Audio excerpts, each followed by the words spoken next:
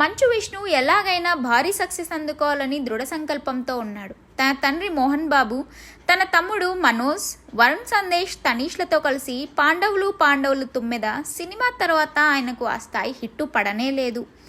కేవలం విష్ణుకి మాత్రమే కాదు, మంచు ఫ్యామిలీ మొత్తం కూడా అసలు సిసలు సక్సెస్ అందుకొని ఏళ్లు గడిచిపోయింది. హిట్ సినిమా అనే పేరు ఆ కాంపౌండ్లో వినపడక దాదాపు దశాబ్దం అవుతోంది.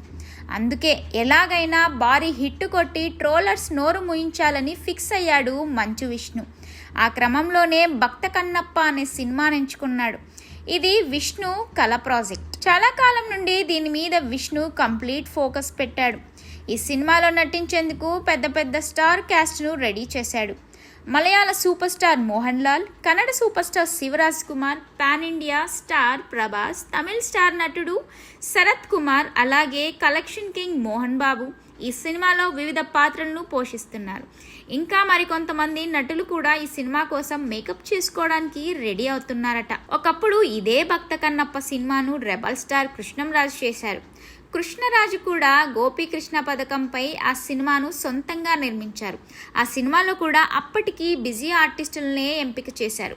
కథానాయికగా వాణిశ్రీ, ప్రధాన ప్రతినాయకుడిగా రావు గోపాలరావు, శివుడిగా బాలయ్య, అల్లు రామలింగయ్య, శ్రీధర్, ప్రభాకర్ రెడ్డి, జయమాలిని వంటి హేమీలు నటించారు. అయితే ఇప్పుడు మంచు విష్ణు నిర్మిస్తున్న సినిమాలో కూడా పెద్ద స్థాయి నటీనటులనే ఎంచుకున్నాడు.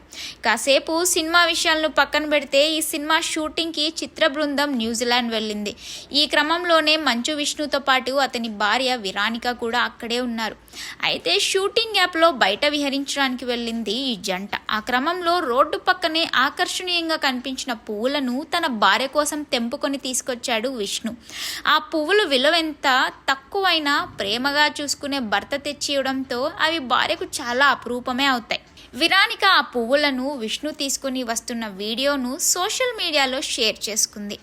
అన్నట్టు మంచు విష్ణు ఈ సినిమాను న్యూజిలాండ్లో తెరకెక్కించడానికి కారణం కూడా ఉంది. న్యూజిలాండ్లో సహజ సిద్ధమైన ప్రకృతి అందాలు కనువిందు చేస్తాయి. అలాంటి ప్రాంతంలో సినిమాని తెరకెక్కిస్తే తెరపై చూసేవారికి కనుల విందుగా ఉంటుంది. కాబట్టి నిర్ణయం తీసుకున్నానని పేర్కొన్నాడు విష్ణు. ఇక అంతటి ఆహ్లాదకరమైన వాతావరణం కనిపిస్తే శ్రీమతితో విహారానికి వెళ్ళిన శ్రీవారు ఉంటారా? అందుకే విష్ణు కూడా సతీ సమేతంగా అలా విహారానికి వెళ్ళాడు.